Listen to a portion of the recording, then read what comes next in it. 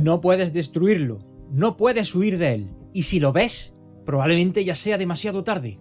Y a pesar de todo, si alguna vez te hallaras atrapado en una situación similar como la de ese pobre infeliz, existen objetos, reliquias, artefactos, símbolos que podrían ofrecerte alguna que otra oportunidad. Por eso hoy vamos a preparar un kit único de supervivencia que bien podría salvarte el trasero o casi en igual medida condenarte.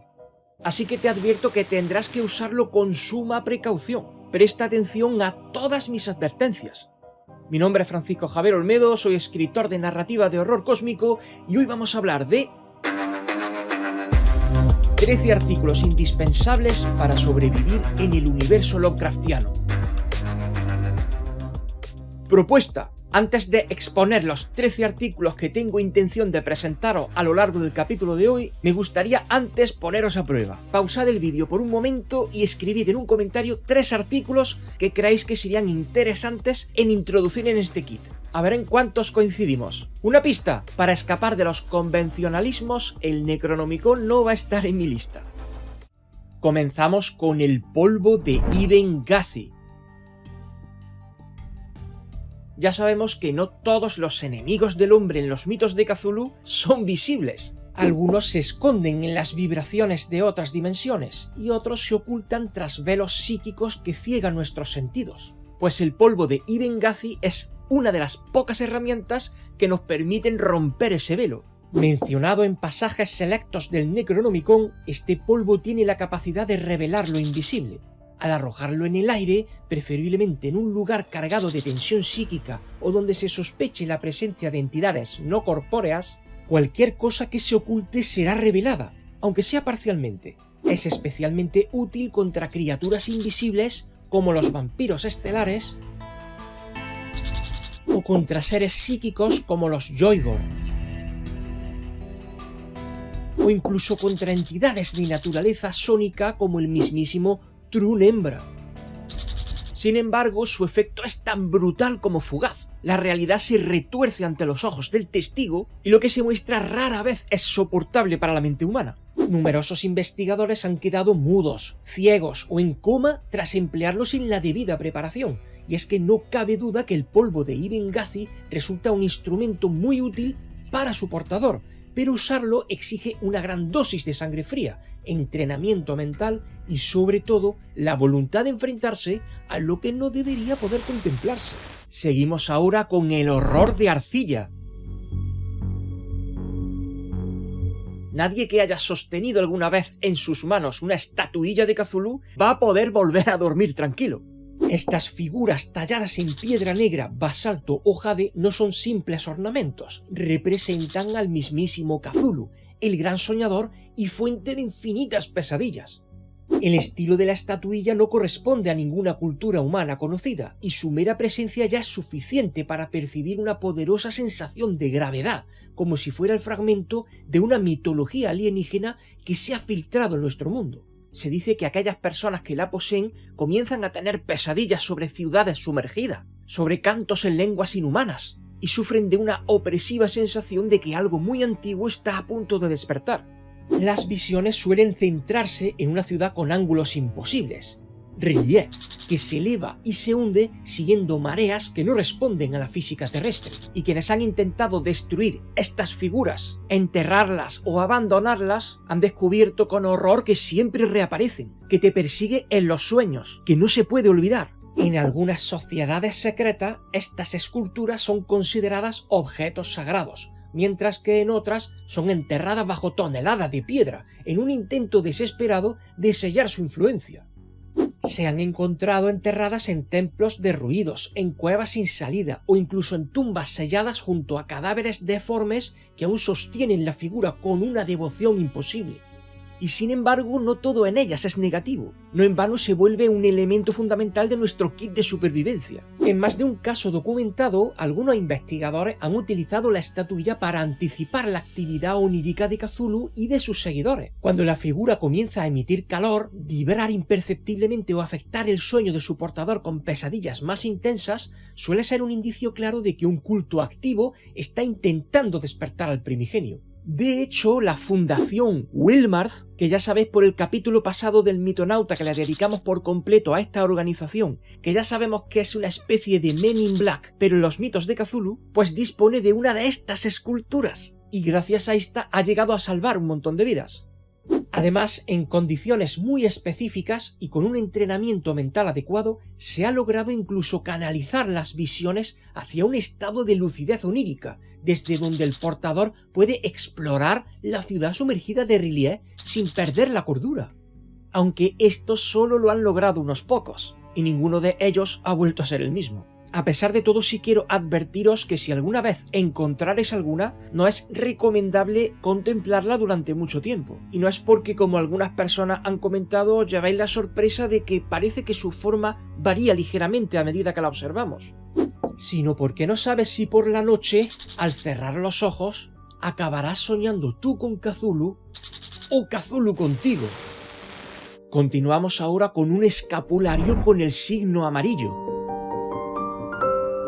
Sutil, relativamente discreto, pero absolutamente devastador.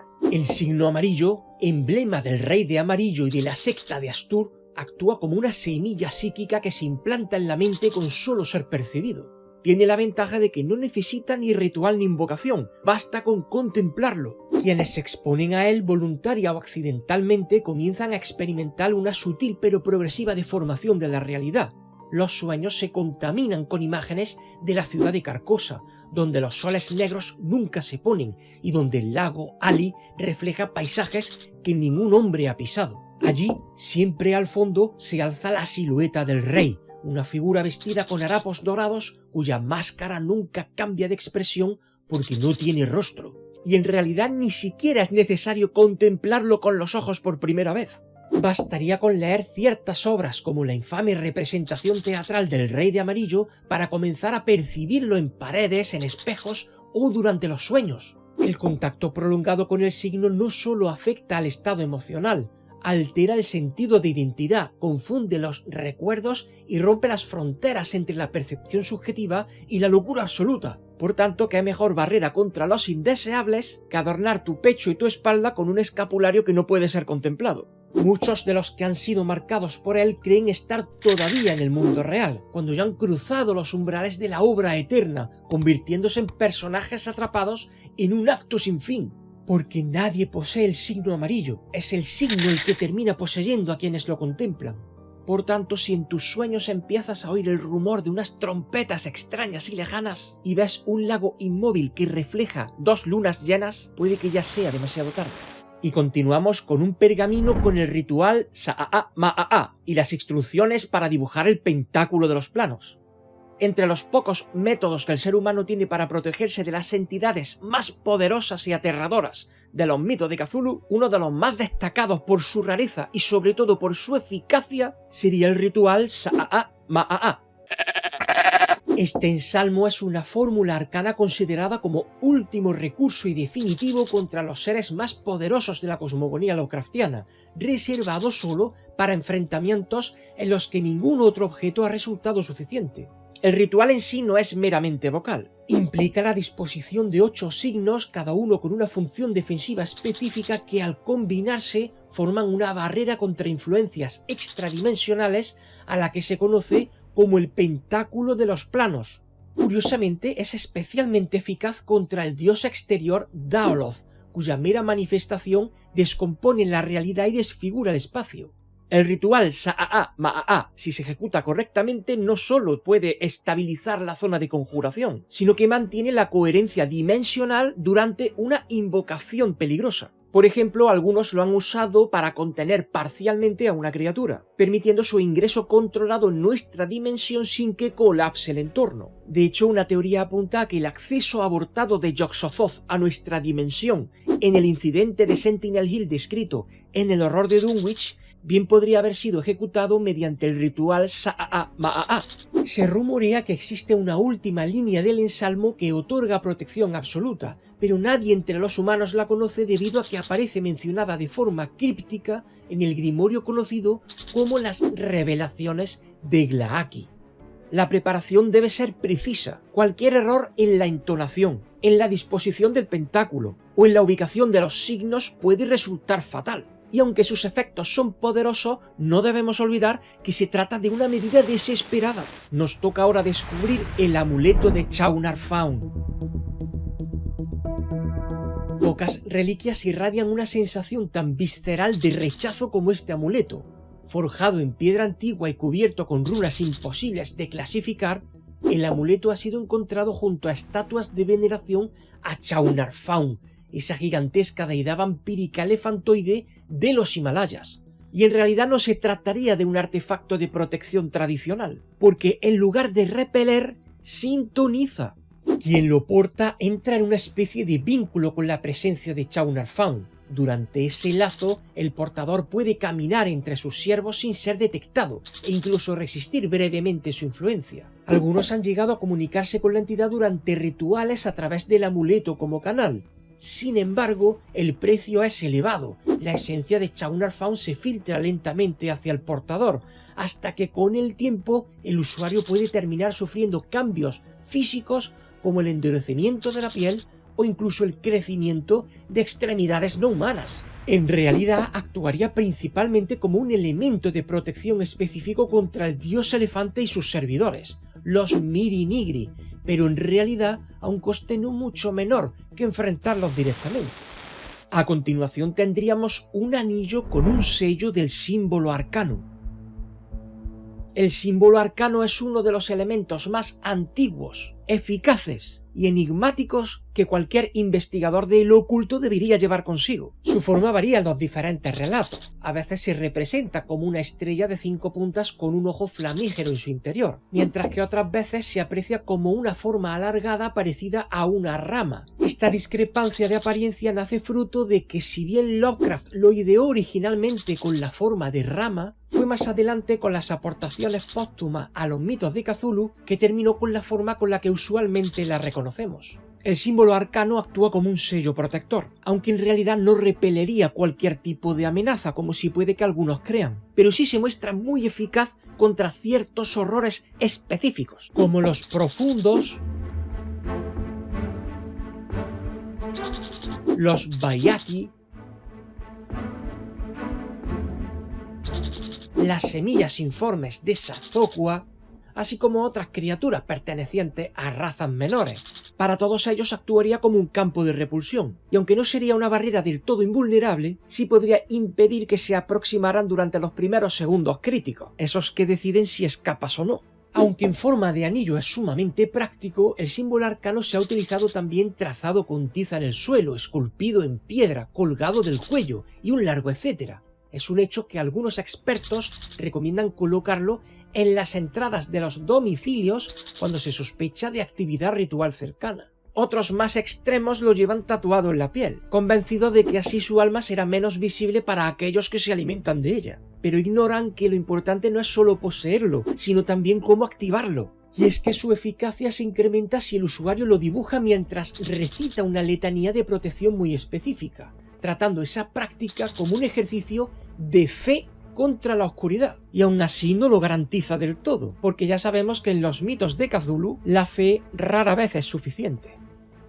Y antes de continuar, mis queridos hermanos, quiero hacer énfasis en que estoy enormemente ilusionado que dentro de un par de semanas, el 26 y 27 de abril, nos volveremos a ver en la Fic Zone de Granada, donde estaré durante todo el fin de semana firmando ejemplares, y también el mismo sábado a las 11:30 de la mañana daré una charla en la zona Arcadia sobre nuestro gran maestro Howard Phillips Lovecraft y su relación con el ocultismo. Creo que las entradas para el sábado ya están agotadas, pero para el domingo creo que todavía quedan algunas. Así que ya sabéis, os espero en el stand número 2 del Rincón Literario del evento Fic Zone de Granada. Seguimos con las llaves de Gugael.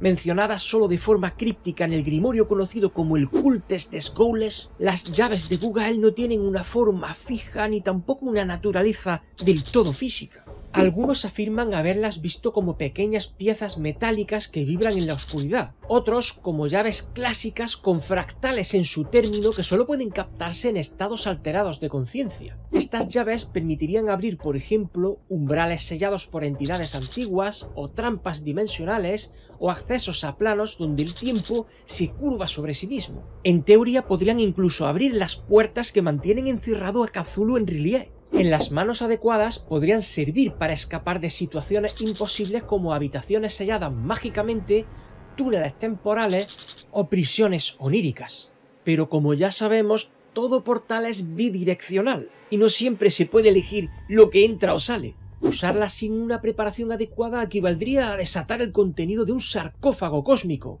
De hecho, en más de una ocasión su uso ha liberado algo mucho peor que lo que intentaba evitarse. No olvidáis incluir en vuestro kit un fragmento del cristal de Len. Este cristal translúcido traído desde las Híadas hasta la meseta de Len actúa como una ventana entre diferentes mundos. Para activarlo debe montarse sobre una pared que hará las veces de ventana ritual, delante de la cual el usuario dibujará un pentagrama con tiza y recitará las siguientes palabras que no tengo la más mínima intención de pronunciar. Lo que aparece a través del cristal no puede elegirse y a menudo es tan revelador como peligroso, porque los seres que moran del lado contrario de la ventana también pueden ver al usuario y si se sienten atraídos podrían atreverse a cruzar. Y es que usar el cristal no es contemplar, sino invocar la mirada del otro lado. Es por esto que algunos lo han usado como sistema de vigilancia interdimensional, mientras que a otros les ha servido para establecer contacto con los seres del otro lado del vacío. Pero cuidado que una vez abierto el canal puede seguir mostrándote visiones incluso mientras duermes. Introduciríamos también en nuestra mochila un breviario del manuscrito de Ponapé. El manuscrito de Ponapé es una obra fragmentaria atribuida a culturas oceánicas desaparecidas en eras pretéritas. Fue descubierto por el capitán Abner Ezekiel Hogg en 1734, aunque su verdadero origen se remonta a civilizaciones prehumanas relacionadas con la Atlántida y con los profundos. No en vano este documento recoge ritos de contacto con los dioses primigenios del océano como Zozomoc o Dagón.